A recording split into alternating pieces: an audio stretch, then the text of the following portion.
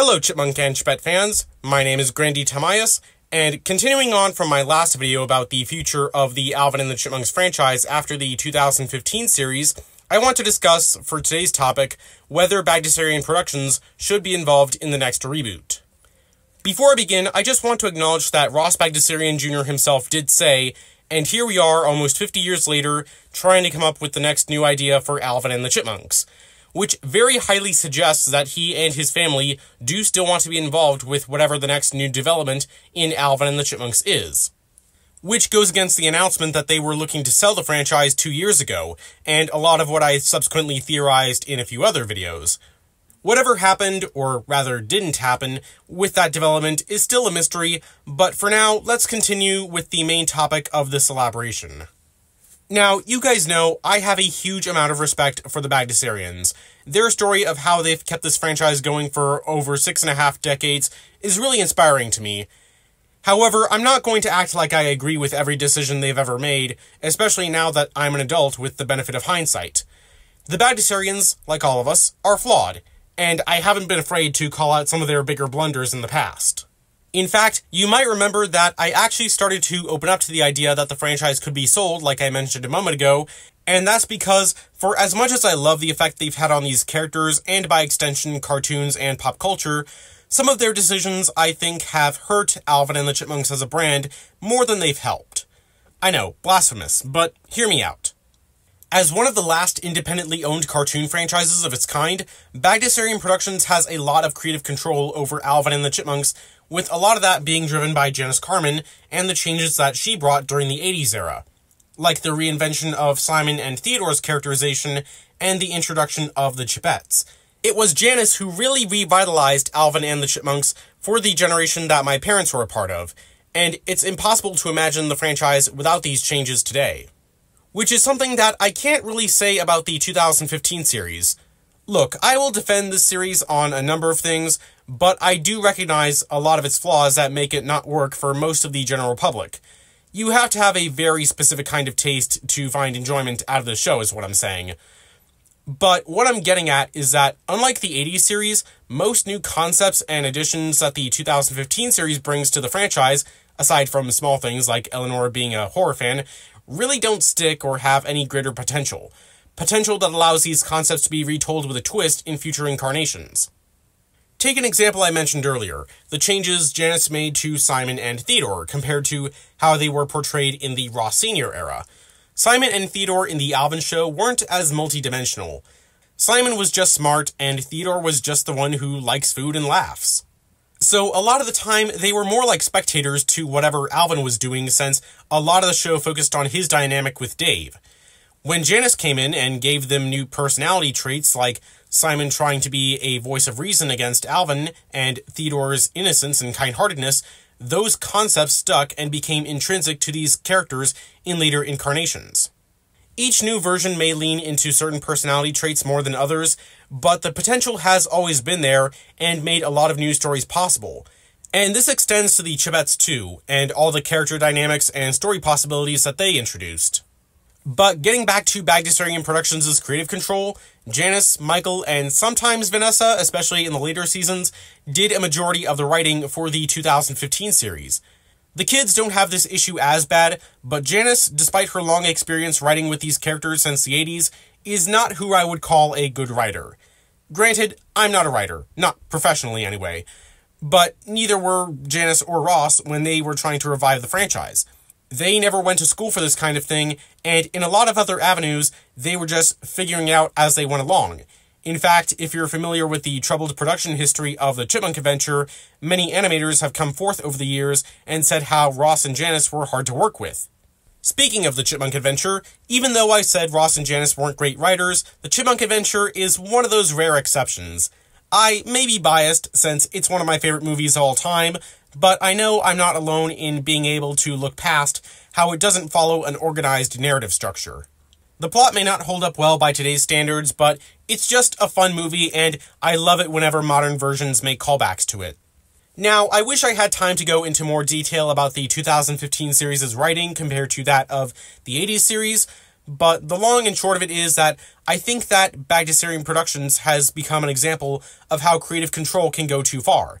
They seem so intent on keeping the characters relevant by doing what they see fit, that they fail to understand what made the characters resonate with audiences, both longtime fans and the target demographic.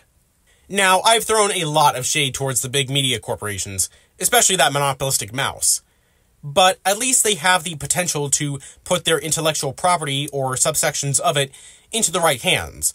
Because as long as there are talented people who love the source material, any new take on an old IP can stand out and become more special than it already was. For examples off the top of my head from other franchises, I don't think that the live-action Sonic the Hedgehog movies would be as loved as they are without director Jeff Fowler and the writing duo of Pat Casey and Josh Miller, who clearly respected the games and their fans. I mean, heck, that's why Sonic got redesigned from this. Yeah, remember this fiasco? And now the movies are considered to be probably one of the best versions of Sonic out there. The movies just wouldn't have that same flair of originality if the Sega Corporation were in full control, despite being the backbone of Sonic. Or how about Dave Filoni, who is a lifelong Star Wars fan and was largely responsible for the success of the much-loved Clone Wars side of that franchise, and now he's involved with a lot of the main Star Wars projects. What I'm getting at here is that these outsiders offered a fresh perspective and a new spin on established IPs, but also knew how to stay faithful to the source material so as not to turn those franchises into something that they were not. It's not always ideal to have the originator reinvent the wheel is what I'm saying. With Alvin and the Chipmunks having been controlled by the same family for over 65 years, there hasn't been a lot of outside influence. The most I would say would be the movies, since Fox had a large involvement in those. As a result, I feel like that's why the 2015 series became as stale as it did, and even from the get-go, it wasn't some big revelation. I can sort of understand why the Bagdasarians haven't been willing to bring in much outside creative help. They had sold part ownership of the franchise to Universal, and look how that turned out. Plus, Ross Bagdasarian Jr. had learned from his father how important it was to protect what you create and make sure that your work is valued as your work. But there comes a point where protecting the characters goes too far, and it's why Bagdasarian has had to do a lot of the bigger aspects of the show's production, outside of the animation, by themselves. They just aren't willing to work with other people under more flexible terms, and I think that's why a lot of their plans have fallen through in recent years. If you look back far enough, they've said things years ago that ended up being empty promises. Like Janice saying something about a big project in the Saturday Morning Cartoon Rewind interview, and so far, nothing's come of that. And I guess you could say the same for the franchise being sold. Really, as much as I respect the Bagdasarian family as people, I would rather see some other entity, who isn't Satan, take up the next reinvention of Alvin and the Chipmunks. Because, as good as their intentions may be, I think the Bagdasarians are holding the franchise back from reaching a much greater potential. Now, I don't work in the animation or media industry, so I don't think that I'd be qualified to take the reins of this franchise, despite my familiarity with the source material and its fanbase, nor do I know how many of such people are out there that are qualified. I'm sure at some point we've all imagined ourselves in that kind of position, wanting our own perspective of these characters and their world to be official someday. Personally, I'm a little more reserved. I've made a lot of videos about things that I'd love to see added or changed to this franchise, and it seems like a lot of you find my perspective interesting. But if you think a certain way, you also have to consider what would work well for a wide audience, and not just fulfill whatever you want to do with this IP, lest it become something that it's not, like I was saying earlier. Again, those Sonic and Star Wars examples are how to do it right. Sure, I'd love to see more anthropomorphic chipmunks. I don't want these 6 to be the only ones of their species that we ever see. But if I'm not able to justify that with the philosophies that make this franchise what it is, I wouldn't even try if I were at the helm.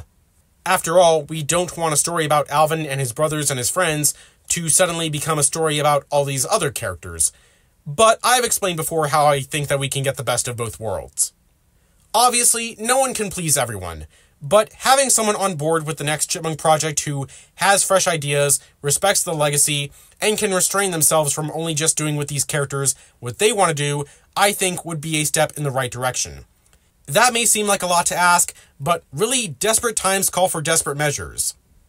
Feel free to let me know in the comments. Do you think Bagdasarian Productions should maintain their creative control of Alvin and the Chipmunks indefinitely, or should they pass it off to another company and take a risk with a new creative team?